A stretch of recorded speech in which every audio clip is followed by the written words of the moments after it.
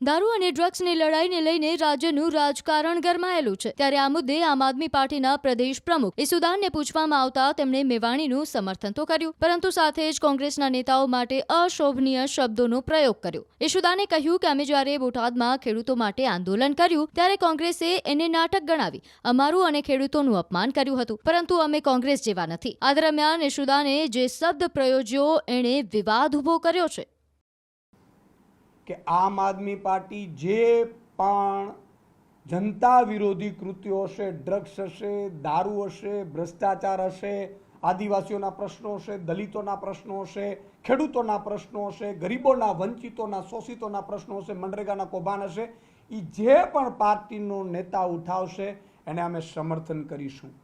અમે ખેડૂત આંદોલન કર્યું, કોંગ્રેસના નેતાઓ આમ આદમી પાર્ટી અને ખેડૂતોનું અપમાન કરી રહ્યા હતા। ખેડૂતો જેલમાં ગયા હતા ત્યારે કોંગ્રેસના નેતાઓ અહીંયા હળદરની બાજુમાં અહીંયા સભા કરી અને આમ આદમી પાર્ટી ઉપર આક્ષેપ કરી રહ્યા, જાણે આમ આદમી પાર્ટીનો મુખ્યમંત્રી હોય, એણે ભૂલ કરી, એણે લાઠીઓ વરસાવી, એણે ખેડૂતોના અપમાન કર્યા, જે ખેડૂતો જેલમાં ગયા એ જ કોંગ્રેસના નેતાઓએ કે આ ખેડૂતો છે એ નાટક કરી રહ્યા છે જેલમાં જવાના। તમે કોઈ જેલમાં ગયા છો? મારે કોંગ્રેસના નેતાઓને પૂછવું છે, તમે ક્યારે જેલમાં ગયા છો પ્રજા માટે? તમે ત્યારે અમે કોંગ્રેસના એ નેતાઓની માનસિકતા સાથે સહમત નથી, પણ અમે એવા નથી ખદડા કે અમે ભાજપની સામે લડવાની જગ્યાએ કોંગ્રેસ સામે લડવા જઈએ। અમે આમ આદમી ઉપર એમણે આક્ષેપ કર્યા હતા, પાર્ટીના નેતાઓ ઉપર, અમારા ખેડૂતો ઉપર, ગુજરાતના ખેડૂતો ઉપર, પણ અમે એવા નથી। અને એટલા માટે જાહેરમાં કહું છું કે ડ્રગ્સના મુદ્દે, દારૂના અડ્ડાઓના મુદ્દે અમે કોંગ્રેસના એ નેતાના ધારાસભ્યના સમર્થનમાં છીએ, હું જાહેરમાં કહું છું। ઈસુદાનભાઈએ જે રીતે 200-500 માણસોની સભામાં કોંગ્રેસ વિશે અસંસ્કારી શબ્દો વાપર્યા છે, મને લાગે છે કે આ અસંસ્કારી શબ્દો એ એમના સંસ્કારનું પ્રદર્શન છે અને કોંગ્રેસના મહાત્મા ગાંધીજીથી લઈને કોંગ્રેસની વિચારધારા ધરાવનાર દરેક લોકોનું ઈસુદાનભાઈએ અપમાન કરેલું છે। મને લાગે છે કે આવું માણસ બે જ સંજોગોમાં કરી શકે, કાં તો જે કોંગ્રેસ જેના માટે લડાઈ લડી રહ્યું છે, જિગ્નેશભાઈ મેવાણી જેના માટે લડાઈ લડી રહ્યા છે, એવા કોઈ દ્રવ્યો પી ગયા હોય અથવા તો માનસિક સંતુલન ગુમાવી બેઠું હોય। આમે ઈસુદાનભાઈનું આમ આદમી પાર્ટીની અંદર કોઈ ભોજ્યો ભાઈએ પૂછતું નથી।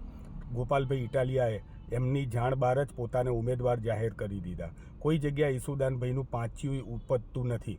ત્યારે મને લાગે છે કે ઈસુદાનભાઈ માનસિક રીતે ત્રસ્ત થઈ ગયા છે, કારણ કે કોંગ્રેસ આજે વિરોધ પક્ષ તરીકે પ્રજાના મનમાં એ પ્રમાણે કાર્ય કરી રહી છે કે ભવિષ્યની અંદર કોંગ્રેસને પ્રજા સેવાના માધ્યમથી સત્તા આપી શકે એમ છે। આજે કોંગ્રેસે જે પ્રમાણે સૌરાષ્ટ્રની અંદર ખેડૂત આક્રોશ યાત્રા કરી, બોટાદની કરદા પ્રથા બંધ કરાવડાવી અને જે પ્રમાણે અત્યારે ઉત્તર ગુજરાતની અંદર જન આક્રોશ યાત્રા 1100 કિલોમીટરની ચાલી રહી છે, આજે 10મો દિવસ છે, પ્રજાનું અભૂતપૂર્વ સમર્થન મળી રહ્યું છે। માનનીય અમિતભાઈ ચાવડા અને વિધાનસભા વિરોધ પક્ષના નેતા તુષારભાઈ ચૌધરીના નેતૃત્વમાં આ યાત્રા અત્યારે લોકોના મનમાં વસી ગઈ છે, લોકો પોતાનો આક્રોશ બહાર આપી રહ્યા છે।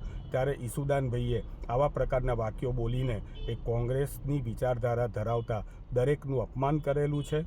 અમને પણ આવા શબ્દો બોલતા આવડે છે, સોશિયલ મીડિયામાં આપિયા, પાપિયા આવા શબ્દો બોલાય જ છે, પરંતુ એ શબ્દો જે છે એ અમારી ગરિમાને વ્યાજબી નથી લાગતા। અમે એવા શબ્દો નહીં બોલીએ। ઈસુદાનભાઈ, તમારે તમારી માનસિક વ્યથા ઠાલવે રાખો। ગુજરાતમાં તમને કોઈ પાંચીઓ ને ભોજ્યો ભાઈ પણ પૂછવાનું નથી।